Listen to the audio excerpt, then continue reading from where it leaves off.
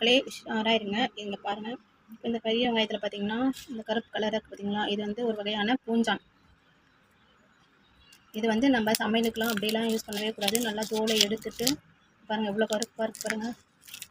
இந்த தோலெல்லாம் ரிமூவ் பண்ணிவிட்டு அதுக்கப்புறம் இது தண்ணியை நல்லா வாஷ் பண்ணணும். வாஷ் பண்ணிவிட்டு அதுக்கப்புறம் தான் கட் பண்ணி அரிஞ்சு தாளிக்கணும். அதேமாரி அந்த தண்ணியில் பார்த்தீங்கன்னா வேறு எந்த காயும் வாஷ் பண்ணக்கூடாது. தோல் உரிச்சா உள்ளெல்லாம் கருப்பாக இருக்குது பாருங்கள். இதை நல்லா வாஷ் பண்ணிட்டு தான் குழம்பு வைக்கணும், அறியணும்.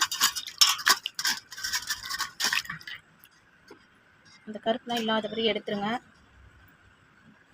இந்த தண்ணி பாருங்கள் எவ்வளோ கருப்பாக இருக்குன்னுட்டு. இந்த தண்ணியை நம்ம யூஸ் பண்ணவே கூடாது. வேறு காய் எதுவும் அதில் போட்டு அறியக்கூடாது.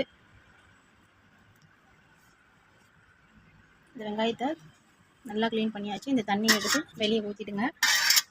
ஏன்னா அதில் இருக்க பூஞ்சான்லாம் வந்து நம்ம வயிற்றுக்குள்ளே போச்சுன்னா அது ஒரு வகையான டிசீஸ் ஏற்படுத்தும், நோயை உருவாக்கும். நோய் எதிர்ப்பு சக்தி நமக்கு குறைய வாய்ப்பு இருக்குது. மருந்து கூட இந்த தண்ணியில் வேறு ஒரு காய், வெங்காயமோ தக்காளியோ இல்லை உருளைக்கிழங்கோ இந்த மாதிரி எதுவும் அதில் போயிட்டு வாஷ் பண்ணாதீங்க. இது எடுத்து கீழே ஊற்றிட்டு அடுத்த தண்ணியில் வாஷ் பண்ணி எடுத்துக்கோங்க. Okay, thank you.